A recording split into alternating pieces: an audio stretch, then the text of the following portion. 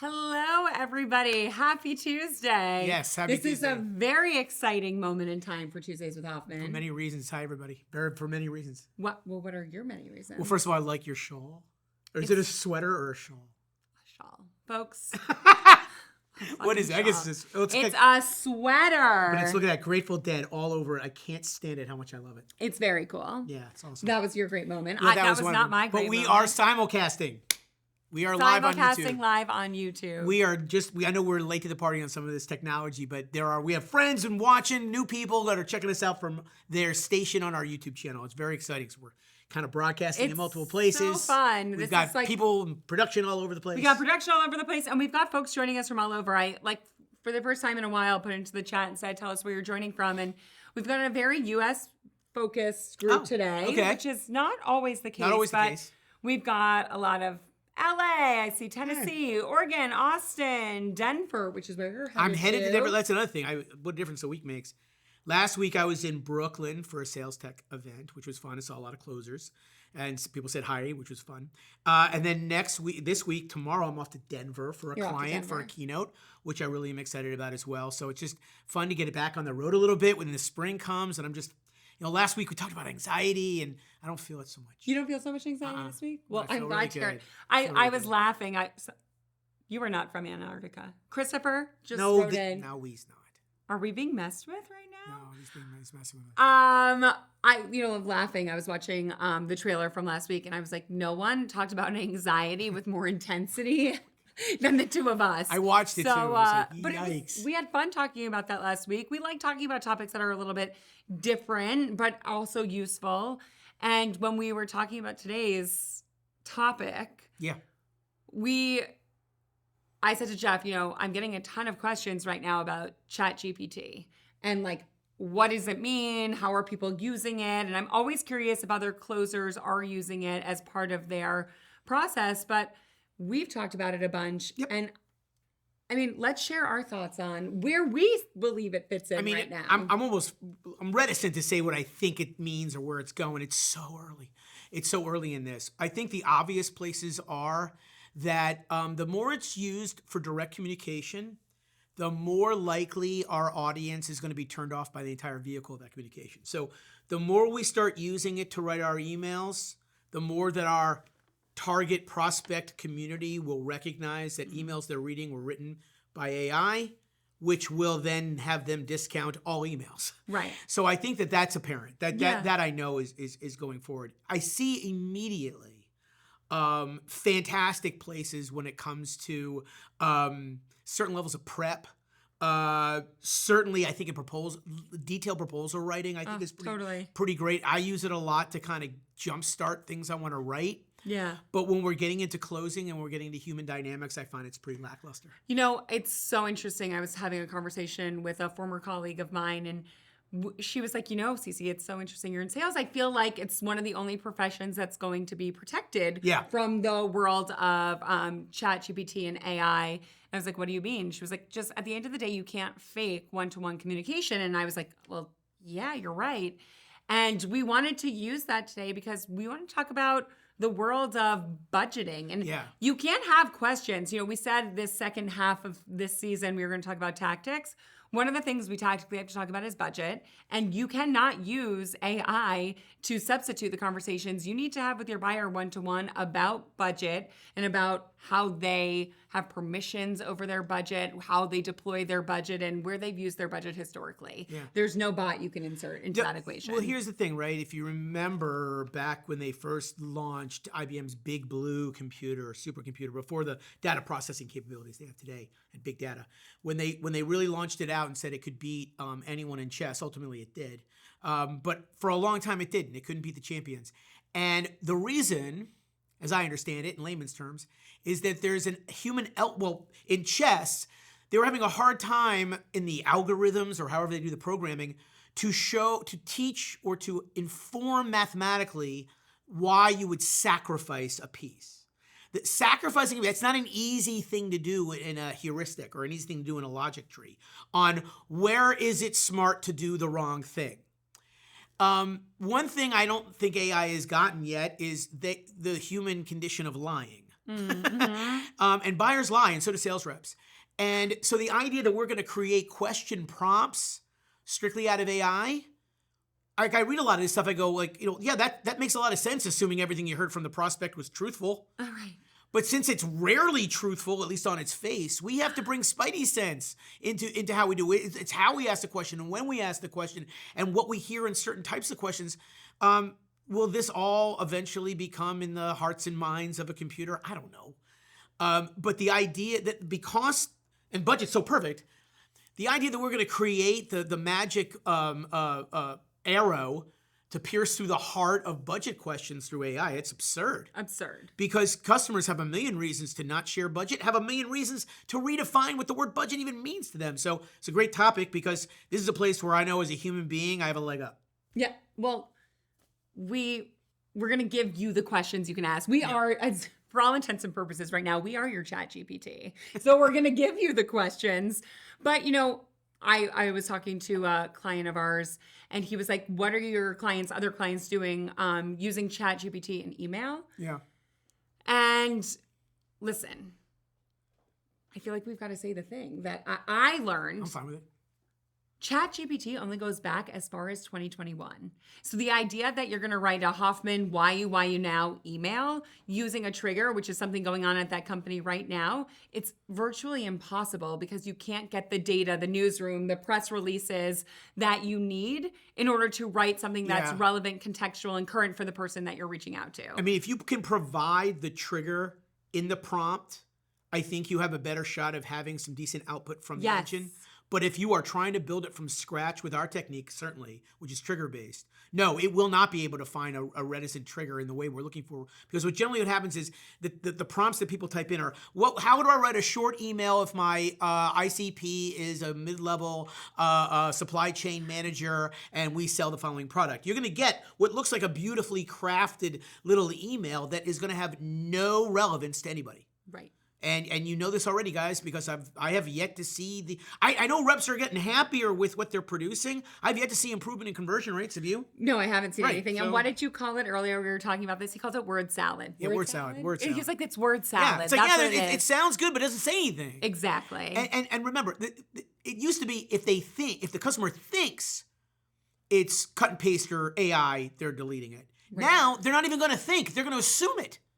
I mean, I do. I assume every DM I get with a pitch now in LinkedIn was crafted with a bot. I don't even open them. I don't even open them. You think I'm alone? Like, prospecting is it's not a question of prospecting is going to get harder. It's prospecting the way we were doing it is going to get harder. Right. But prospecting, the actual rhythm of it, hasn't really changed much with chat. It's just a question of really understanding how it can help you. And if you're having it write it for you, well, let us know if your conversion rate improves, but we've seen enough data to see no one's conversion rate. I haven't seen anything yet. No. Exactly. In fact, deliverability rates aren't even improving, which no, they're not. And that should, you're 100% with chat, right. So, I don't know. So, okay. We'll talk more about it. We'll talk, that'll be a different class. Different Tuesdays. We'll talk more about that later. But let's talk about this world of budget. Yeah, it's April. So this End of April. You know what's interesting? I'm still having conversations with people in my own selling process where they're saying like, oh, we're finalizing budget for the year. 100%. And we knew this was going to happen. We called this back in January. We did. Go back and watch. Go back and watch. We knew that budgets were going to take longer and be more involved this year than ever before. They're done now. They're done. People have budgets now. So if we understand what budget means, there's two kinds. There are two kinds of budget. So let's start there. And let's uncover what a budget actually is, because there are two kinds of different budgets. And we talk a lot. You've seen us talk a lot about budget being permission. You know, what a budget is not so much a dollar as it is a threshold. What can that person spend up to without asking for more permission? Now, it's a little bit loaded, right? If you have a $100,000 operating budget, you can't buy whatever you want. And just because it's under $100K, you're cool. You probably have to justify all expenses. But the idea is if you have a $100,000 operating budget, then you can the assumption is that you can manage your business unit at that 100K spend, and that's generally based on historical spend levels. So what we call budget is really operational budget. Now, who has operational budget? Not many people. Your line level engineer who says, well, we don't have the budget, those words don't even make sense the way he said it. That's just attempting to deflect you and to keep you from getting into specific questions. because that line level engineer has no part of an operating budget. The operating budget is for those department heads that have to manage their business with an amount of spend that covers probably everything. Maybe it covers a specific area, but generally you have this number that's what it costs to run the department. And there's that budget, which depending on what you're selling, you might be going after. But then there's another budget, and that's a budget that comes from specific projects that are not planned for. Only at the highest level of the organization will the CFO have the kind of, let's call it slush fund of we need to have this money available for things that we don't know about in January, but we're going to need them by July. And then what happens is it's one of these oh shit moments where the person who owns operating budget, hopefully, says, okay, we have an oh shit moment. It's an oh shit moment because there's something broken. Or it's an oh shit moment because, our competitors did something, we want to catch up. Or it's oh shit, look at this opportunity, we want to seize it. And I need 10 grand. Now I can take that 10 grand out of my operating budget, but I'm a professional and I'm a VP. And I would just as soon try to claim oh shit money so I can keep my 100 grand whole and really spend 110 this year. So it's hard to raise your operating budget. It's very hard if you have a 100K operating budget and you're a sales rep and you're asking them to find more operating budget. That's very hard. But finding oh shit budget, that depends on you finding the right person, the right champion. But the point is this. When you start thinking about budgets, you want to be clear with your customer on where the budget's coming from. If everyone watching Tuesdays right now were to acknowledge and accept the idea, I will explore budget on every sales call, but I will never ask, what is your budget? Meaning, I'll never have a number. If you make the promise to yourself that you will explore budget on every call, but never pursue the number, you'll crush it. Because the number's irrelevant. The question is, first, where is the money coming from? Money you've already been allocated for general spend? Which case, if I'm a new budgeted item, something has to be cut. So generally when I'm exploring operating budget, I'm like, okay, well, if you solve the problem with operating budget, what's in the operating budget from last year you're going to get rid of? Because it's a zero-sum game. And if you're with power, they'll answer. And if you're not at power, they'll look at you like, what? And that's the big thing here. And when we say power with budget, we're not just talking about title. Because we were just talking about this in a different class that we were teaching. Right. Sometimes the C-suite, when you get to that C-suite, they actually don't even have a budget that they're operating out of. That's right. Actually delegated one level down. So title is irrelevant here. It's all about getting to the heart of, is this person the person I should be talking to? Are they my actual champion? And are they going to be an activator for change? And have the social capital internally to be able to go get the money that they need. The analogy I use is like, okay, imagine you're in like a cockpit of an airplane. And like a little single engine Cessna thing, and you just have a little plane, and someone's like, oh, I fly a lot. Can I check out your plane? And no, he's not going to like take off, but he wants to see the plane. And you can tell pretty quickly, and you can pick any analogy you want here. When your friend sits in the cockpit, based on what they look at and what they kind of do with their fingers, you're going to know pretty quickly this person flies. Right. Or this person's never flown. I mean, I do this all the time. Like you can see so quickly like how comfortable they are with the instruments. They don't know this plane, but they know planes. That's kind of what I think about with budget, where it's like, I want to see, are you a budget person? Do you play in a world of budgets? Are you thinking about how you pay for things all the time?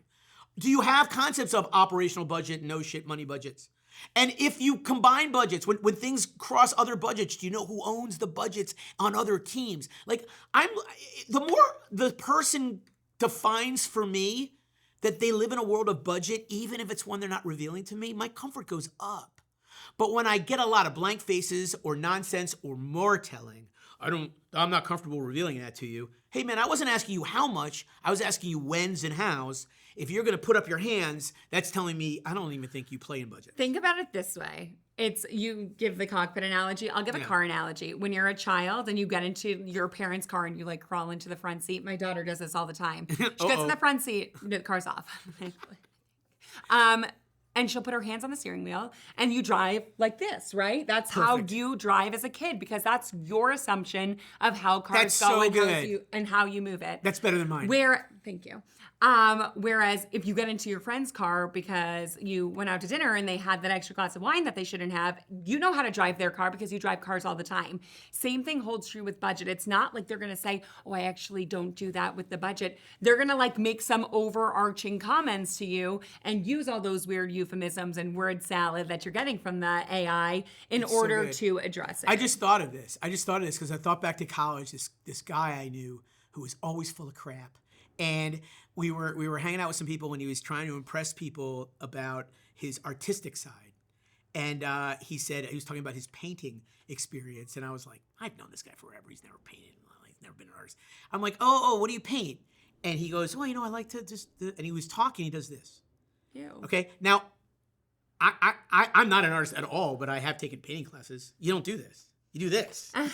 You don't do this. I don't know what that is. So you're right. It was like that muscle memory. I was like, what is that? That's not, it's pay attention. Mm-hmm. Pay attention. It's like, and so budget, and the thing about budget is customers use it like Teflon because they know we're terrified of getting into that conversation. They know we don't want to anger the customer. So when they go like, well, first, it's got to fit under our budget, they know you're going to say, well, what is that budget? And all you've now done is created a ceiling for the price. Right. And they own you. As soon as all they said was the word budget. Look at the sales rep run into, well, how much do you have?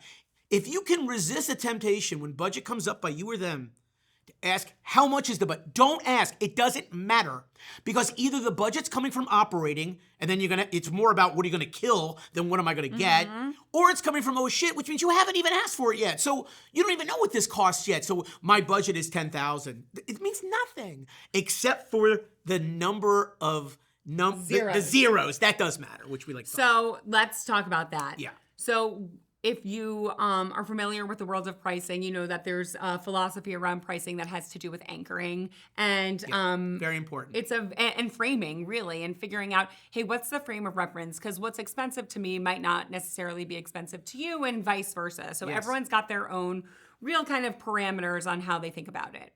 So one of the things that's really important for you to do early on when you're doing discovery and you want to understand budget without asking about it is understand how that person frames the numbers that they deal with regularly. A really good way of doing it is asking them about vendors that they work with in adjacent spaces. So if you sell, let's give them an example. Sure. So let's say let's sell sales. We're selling sales training. All right, fine. So what's adjacent to sales training? Well, there'd be a lot of HR expenses. Yes. Because there's a direct line between hiring and investing in sales resources. There would be travel. Would be a number. Sales stack if they have sales tools. Stack for sure. Sales tech stack. So these are things that we would want to ask about their investment in them. And then you ask the person directly that you're talking to, how much did you spend with that vendor last year? Yeah. By saying that, you're going to get an answer back. Could be, oh, we spent $7,000 with them last year. We spent $90,000 with them last year. We spent $250,000 with them last year. Yeah, whatever that answer is, you're going to start to quickly understand what comfort does that person have talking in the single thousands, 10,000s, 20,000s, and 100,000. It's that simple. I think about it like that: $100, $1,000, $10,000, $100,000, million. Think about those 5 numbers. Just different zeros as I go down the list. And I want to hear that customer say as many things as they can. I don't care what the product is. I don't care who the vendor is. As long as it's somehow in my wheelhouse, I want to hear which of those 5 did they keep coming back to. We spent $12,000 on this. We spent $22,000 on this. We spent $67,000 on this. Got it. You are a $50,000 frame. I got it. So now if my product is in the $50,000 frame, I can exhale and know that although we might fight over price, I think this buyer can afford it. And if I have a $100,000 purchase and all I heard was $50,000, $60,000, $12,000, $90,000 even, I didn't hear 100, then I know that I have to multi-thread this. This is going to have to get money from someone else in addition or in a replacement. I know it just from history, statistically. This person's in the 50,000 range and I'm 100. So hearing where they keep landing, and generally I like to do this on the first discovery call early when I'm doing my org bands and figuring out, okay, well, where does this person fit? I learned so much and I get comfortable real quick. Wade asked a question in the chat. Wade Yeah. said, what would oh shit budget be called by a prospect? Discretionary budget? Yeah, well, I don't like the word, you could call it discretionary, but the problem with discretionary is it's almost like you have a slush fund of like free cash. It's more, but I'll tell you, Wade, I'll call it an oh shit budget. And I usually get a laugh and immediately I get a head nod because everyone knows what that is. So, all right, maybe you want to change the phrase a little bit, but the idea is that you have money for the unexpected, but that's a big like question mark. And if this buy is an unexpected, how does that money get tapped? Because yeah, we might have a money for the unexpected, that 6 department share. So all of a sudden I got to make sure that, okay, they might love this solution and need to do it. But if there's someone with stronger juice and someone with more influence in the organization that has their oh shit moment, maybe their oh shit moment isn't as important as my buyers, but if they have more influence with the CFO, they might get the money. So that's why I don't mind calling it oh shit, because it's not just oh shit, we have something new to fix. It's oh shit, I got to fight my colleagues to get the money. Literally, you could ask someone, do you know what a no shit budget is? Yeah. They laugh. Everyone always laughs. Yeah. Have you ever had to get money from it? Yeah. Like, that's such a great question to ask in discovery. And, you said before, these are the types of questions you would ask early on in the discovery process. Totally. Listen, I feel like this flies in the face of things we've said previously around budget, which is like, how much money do you have?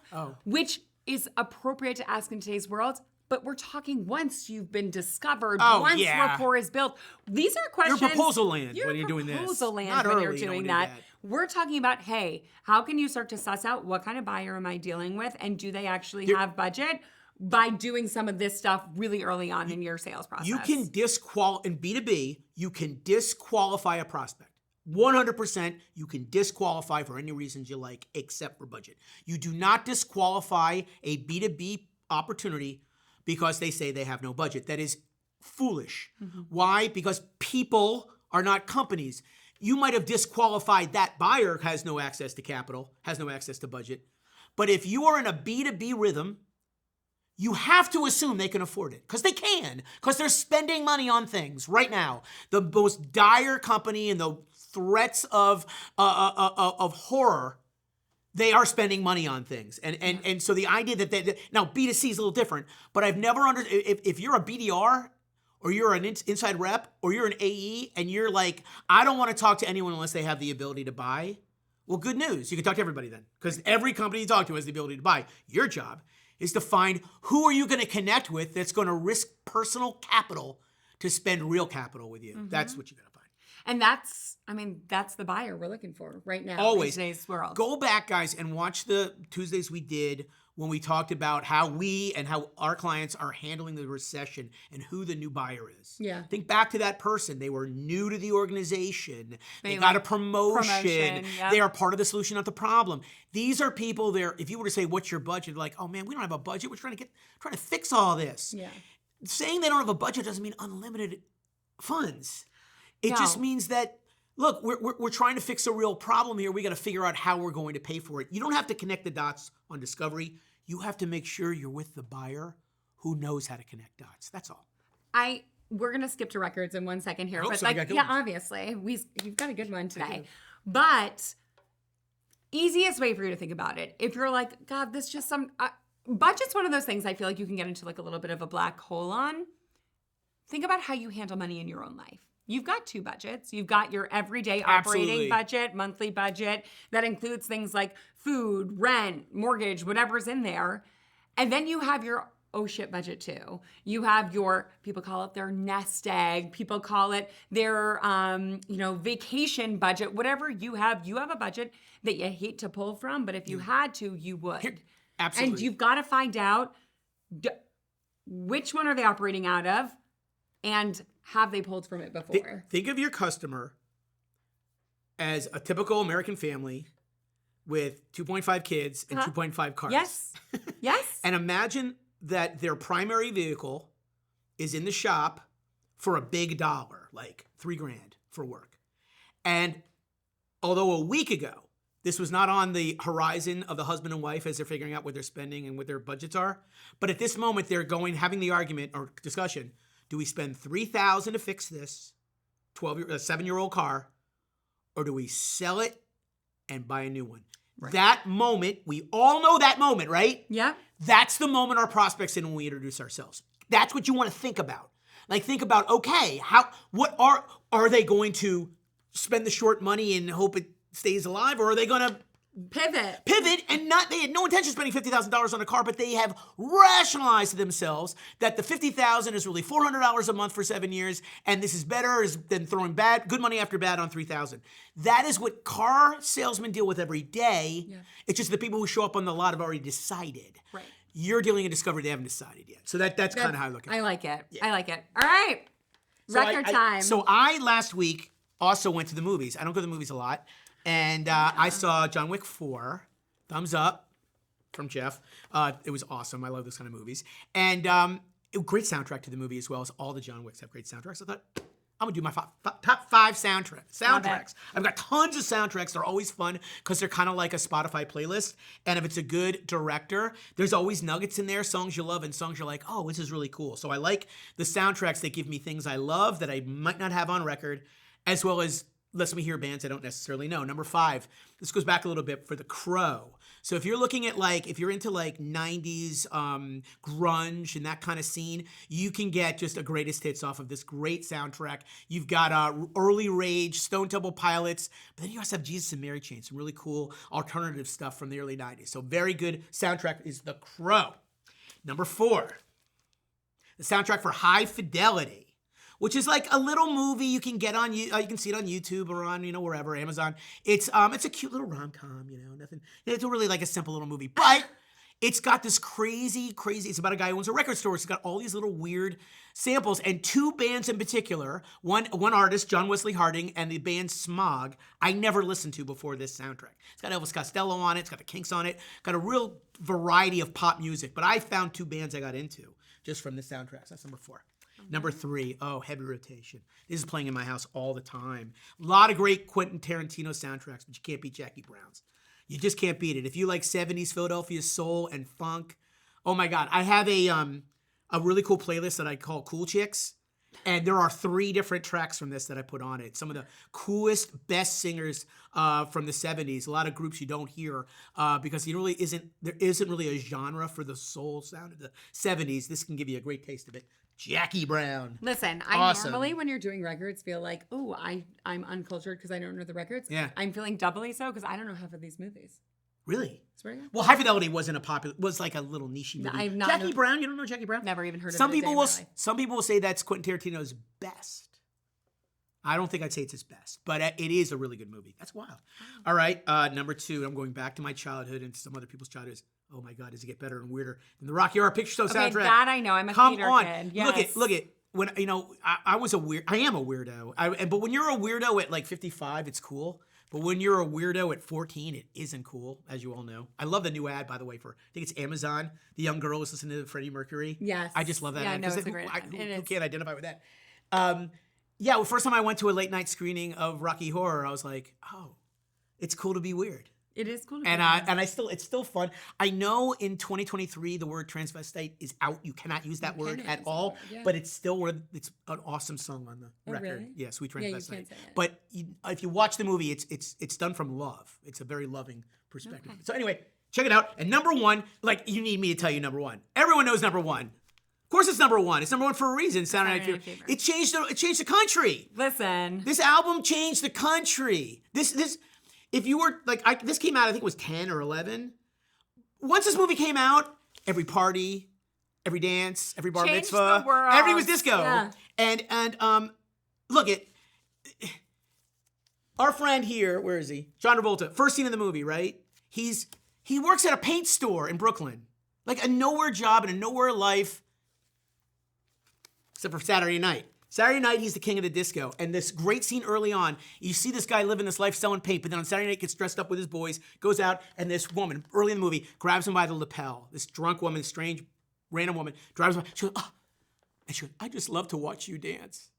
And I don't know, it's just like this really great movie where anyone can be a star. Anyone can be a star in your own little place. So, I mean, I think the first 5 songs all went number 1 by the Bee Gees. Really? Yeah, absolutely. So, number 1, Silent Fever, can't go wrong. Do you want to know what my favorite movie is? I would love to. We have time. I'd love to. Center Stage. See, I don't know that movie. What's that? Great movie? soundtrack. It's a dance movie. It's an not old, early 2000s dance movie. One hit after the other. You would know every song on the soundtrack. Okay. It slaps, as the kids say. I like it. So listen, guys, in the comments, whether here, my friends at YouTube, they're Yep. just joining us there, or even DM and all the locals. Oh, people are already writing Social- in. Yes. Tell us what you want us to talk about as well. I know we're going to tee up one around chat. I want to tee up one not just about budget, about time frame. Yeah. We have a lot of good stuff we can share with you on how to get time frame out of customers. So, but we wing it. So, it's really reflecting what CC and I and the team here at Sell Hoffman are doing with our prospects. And what we're hearing. and What what we're we're hearing in hearing. terms So, of questions. very So good. make sure you send them in. That was a good Tuesday. That was fun. We'll see you next time. Happy Tuesday, folks. Yeah, happy selling.